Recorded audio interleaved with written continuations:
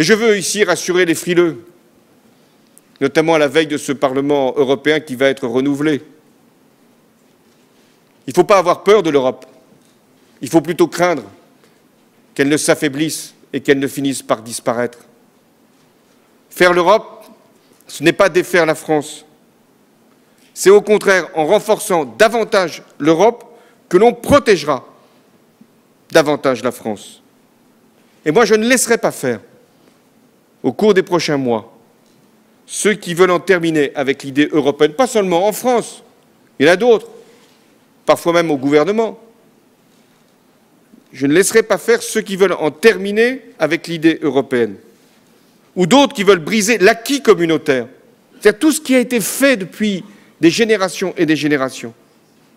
Je ne laisserai pas non plus faire ceux qui veulent sortir de l'euro, qui pensent ainsi sauver la nation alors qu'ils la mettent en péril.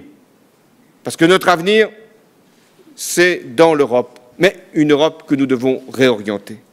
Et là, j'ai quand même noté dans sa conférence de presse, qui était normalement insipide de mon point de vue, que le seul moment où il exprimait une sorte de tension, d'émotion et d'agressivité, c'est quand il a commencé à s'attaquer aux extrémistes qui voulaient la fin de l'euro.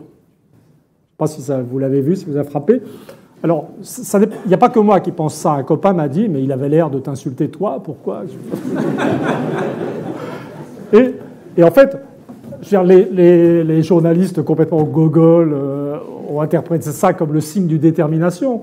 Et moi, je me suis toujours beaucoup intéressé à la psychanalyse, aux crises spirituelles, aux problèmes des gens qui perdent la foi, le doute religieux. Et moi, ce que j'ai senti, c'est un début d'émergence à la conscience du fait que ça allait mal se passer.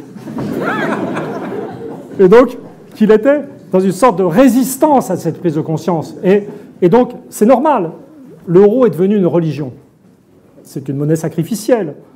C'est-à-dire, elle n'est pas là pour servir l'économie. Les Américains ont une monnaie qui est là pour servir l'économie. Hein? L'euro, c'est une monnaie que l'économie doit servir.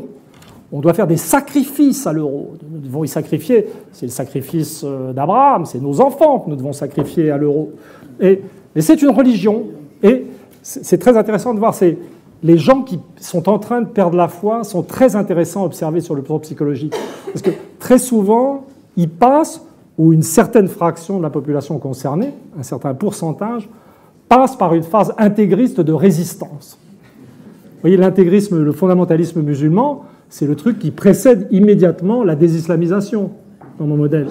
Et donc, ce que j'ai senti chez Hollande et chez certains d'autres euroïstes hystériques, c'est le début d'une crise consciente qui, dans un premier temps, se manifeste par un accès d'hystérie intégriste de l'euro.